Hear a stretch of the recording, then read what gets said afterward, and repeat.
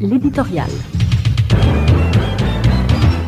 Le maire élu de Carrefour, banlieue sud de la capitale Port-au-Prince, a changé son fusil d'épaule.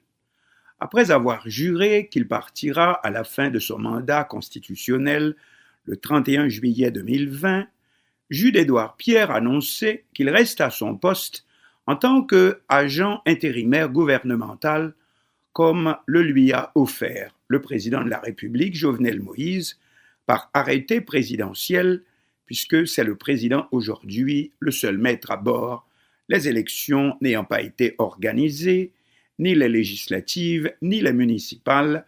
Donc, Jules-Édouard Pierre, hier élu, accepte aujourd'hui un poste d'employé de l'État. Bien entendu, pendant que d'autres maires et mairesses élus n'ont pas eu droit au même traitement, parce que, bien entendu, le président de la République n'a gardé comme agent intérimaire que ceux-là et celles-là qui ne sont pas perçus comme opposants vrais ou présumés. La différence avec le maire de Carrefour, ou plutôt le nouvel agent intérimaire de Carrefour, c'est qu'il avait annoncé que pour rien au monde, il n'accepterait ce genre de transaction et qu'il partira dès la fin de son mandat constitutionnel le 31 juillet 2020. Il n'était pas forcé de faire ce serment s'il n'était pas certain de tenir sa parole. On ne peut donc s'empêcher de penser que Jules-Édouard Pierre a voulu gagner sur les deux tableaux.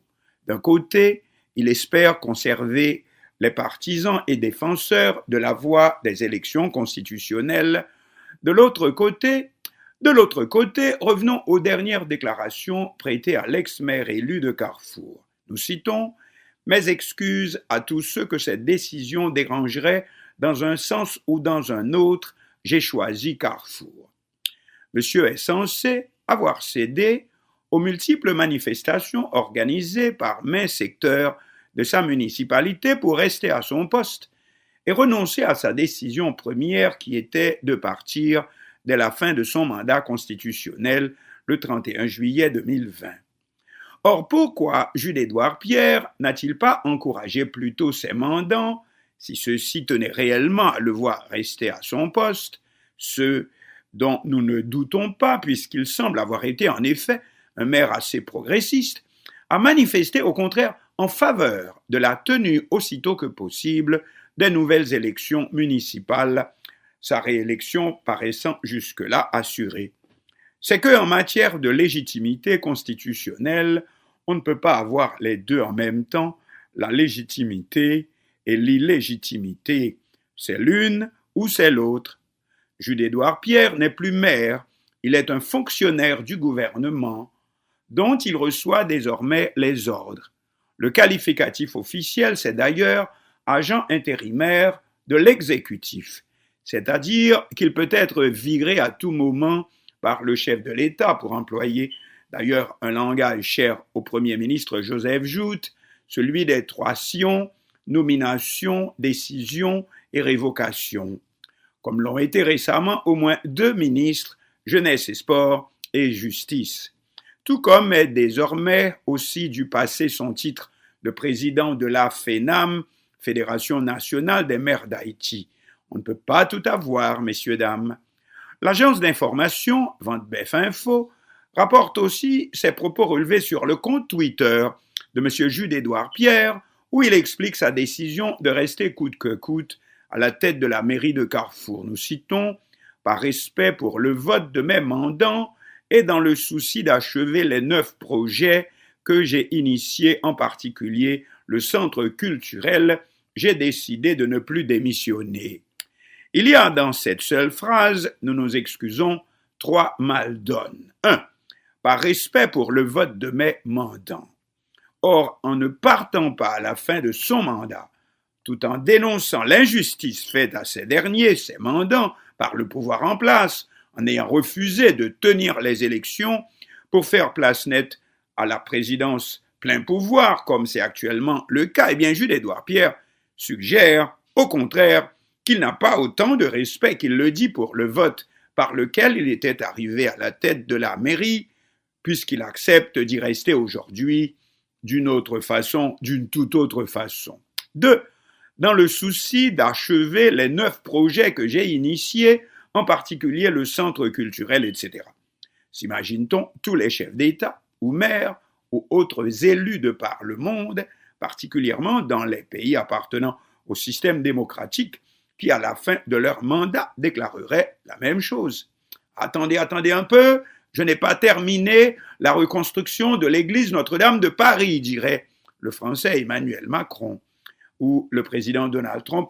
Je n'ai pas achevé la construction du mur devant barrer la route aux migrants par la frontière avec le Mexique, etc.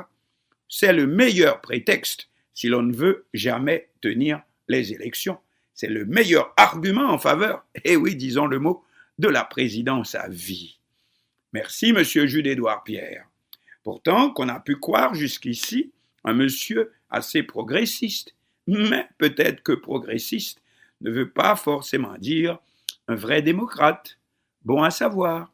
Mais c'est pas fini. 3. L'ex-maire de Carrefour ajoute encore, dans sa déclaration sur Twitter, nous citons, « J'ai décidé de ne plus démissionner ». Or, il ne s'agit pas ici de démission, c'est pas la même chose, mais de fin de mandat, et un mandat qui, justement, si l'on en croit les manifestations dont on parle, semble avoir été jugé favorablement, positivement par les mandants en question, par les Carrefourois. En conclusion, serait-ce donc que notre expérience démocratique soit tombée aujourd'hui si bas que les meilleurs de ses représentants seraient prêts aujourd'hui à raccrocher leur tablier? En tout cas, ceux-ci, et Jules-Édouard Pierre en est un exemple, doivent savoir aussi qu'on ne peut pas être, qu'on n'a jamais pu être les deux à la fois, démocrate et antidémocrate, et fossoyeur de la démocratie, c'est-à-dire prêt à renoncer à ses convictions, pour peu que cela dérange ses ambitions, ou pour parler vulgairement, pour un plat de lentilles. On peut certes satisfaire ses ambitions en dehors de la voie démocratique, en disant, comme Jules-Édouard Pierre dans sa déclaration, « Mes excuses à tous ceux que cette décision dérangerait dans un sens ou dans un autre. J'ai choisi Carrefour. » Non, monsieur, vous avez choisi vos ambitions avant la légitimité démocratique dont le peuple de Carrefour vous avez revêtu. C'est tout à fait votre droit, surtout quand c'est la tendance qui monte, le pouvoir à tout prix.